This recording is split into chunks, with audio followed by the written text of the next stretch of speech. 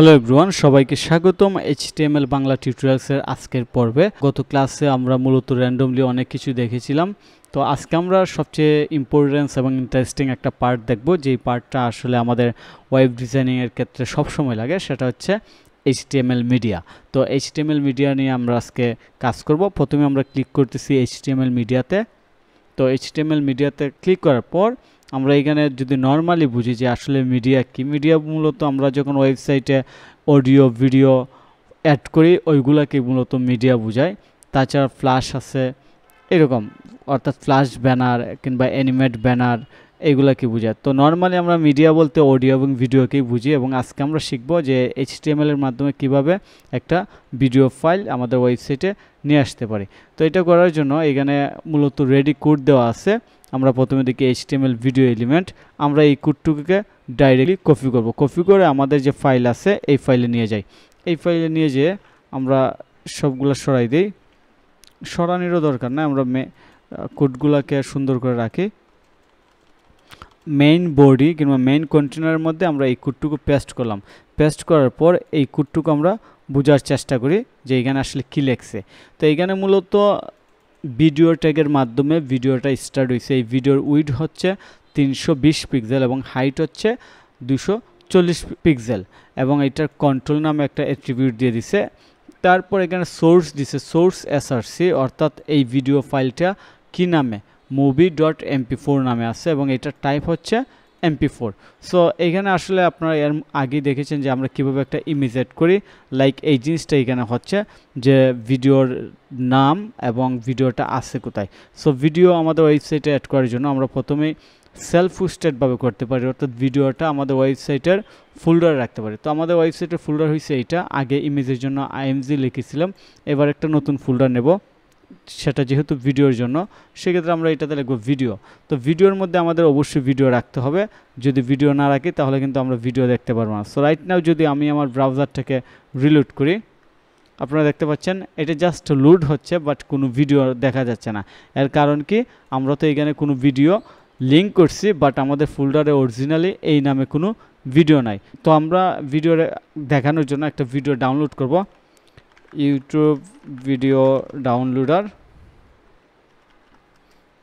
ওকে, so আমরা এই সাইটে যাই।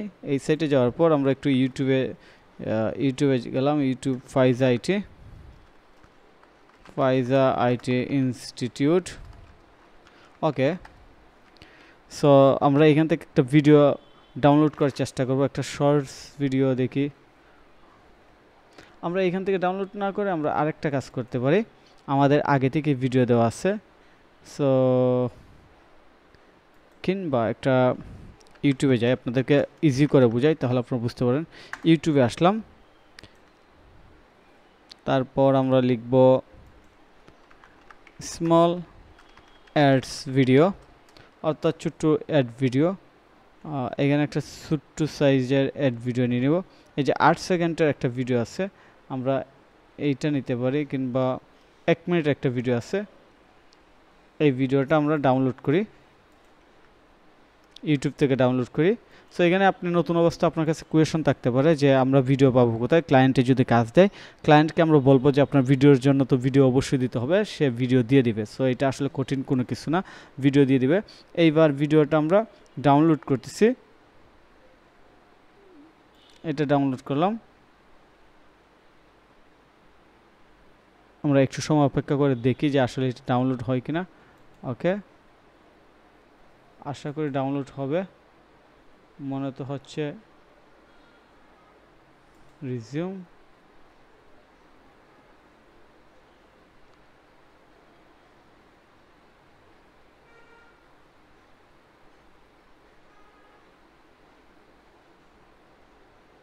ওকে, আমাদের ভিডিও ডাউনলোড হয়ে গেছে। এইবার আমরা কি করব, এই ভিডিওটাকে কাট করে আমাদের যে প্রজেক্ট ফোল্ডার আছে এইখানে রাখলাম। তো এইখানে রাখলে তো শুধু হবে না, কারণ আমাদের ভিডিওর নাম কি দিছিলাম, এখানে আমরা ভিডিওর নাম দিচ্ছি movie.mp4, কিন্তু এখানে আমরা দিয়ে দিব অ্যাডস ভিডিও, অর্থাৎ আমাদের ভিডিওর নাম হচ্ছে অ্যাডস ভিডিও।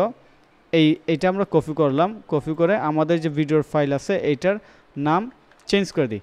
এইবার যদি আমি আমার যে ফাইল আছে এইটাতে যাই, এইবার কিন্তু ভিডিও আসার কথা। আমি আরেকবার দেখি যে এটা ঠিকঠাক মতো হলে অবশ্যই আসার কথা। ও, এইখানে আমাদের মিস্টেক আছে। আমাদের তো এসআরসি, আমাদের এই ভিডিওটা তো হচ্ছে যে, আমরা একটু ব্যাক যাই, ভিডিও নামে ফোল্ডারে সো এটা আমাদের দিতে হবে। ভিডিও নামের ফোল্ডারটা, অর্থাৎ লিঙ্ক কিন্তু ঠিক মতো হয় না। এই যে এবার লিঙ্ক হয়েছে, তারপর কিন্তু ভিডিও চলে আসছে, এই যে ভিডিও চলতেছে। সো দেখতে পাচ্ছেন এখানে কিন্তু ভিডিও চলতেছে। তো এবার আমি কিছু কাজ করতে পারি। এইখানে চাইলে যদি আমাদের ভিডিওর ফরমেশন কিংবা ফরম্যাট যদি এক্সটেনশন যদি MP4 না হয়ে OGG হইতো, তাহলে আমরা এটা দিতাম। সো এই জিনিসটা আমরা রিমুভ করি, জাস্ট এইটুকু দেখি। আমরা চাচ্ছি আমাদের ভিডিওর উইড হবে 600 পিক্সেল এবং হাইট হবে 400 পিক্সেল। এবার দেখেন ম্যাজিকটা কি হয়। এই যে ভিডিওর হাইট উইড, আমরা প্লেতে ক্লিক করি, বেড়ে গেছে। তো এইভাবেই মূলত আমরা একটা ভিডিও অ্যাড করতে পারি আমাদের ওয়েবসাইটে। তারপর অডিওর ক্ষেত্রে সেম, আমার অডিও নামে একটা ফোল্ডার থাকবে এবং অডিওর ফাইলের নাম শেষে .mp3 দিতে হবে, কিংবা অডিওর যে ফরম্যাট আছে সেই ফরম্যাটটা দিতে হবে।